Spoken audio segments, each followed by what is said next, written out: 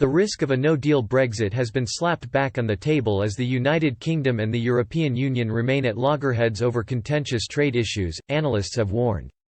The stark admission comes ahead of intensified talks between both sides this week as they step up negotiations with just 6 months to go until the Brexit transition period expires.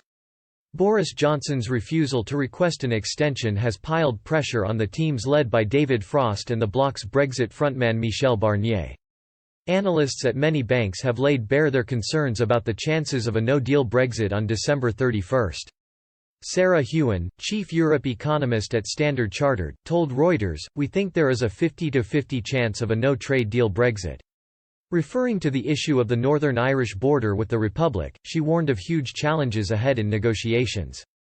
She added, "There are big hurdles still and no one is really talking about Northern Ireland at the moment. But they expect a transition to World Trade Organization (WTO) rules via small steps, with only a 5% probability of a disorderly outcome."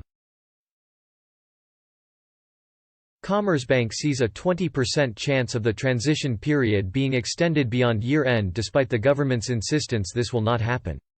But while assigning only a 10% chance of Britain leaving without an agreement in place, they think any deal will be weak with very limited reach. JP Morgan too predicts a deal will be reached but only after the current deadline. ING economist James Smith sees a 40% probability of a no-deal Brexit, twice as likely as a year ago. However, he sees little difference between having a free trade agreement and exiting without one. Mr. Smith said, "In either scenario the UK is leaving the EU single market and that is where the bulk of the new costs for businesses will come from." Société Générale FX strategist Kit Jux assigns a 16.7% probability to a no-trade deal outcome. But he said he expects the UK to leave the EU with a bare-bones agreement, adding to strains on the economy.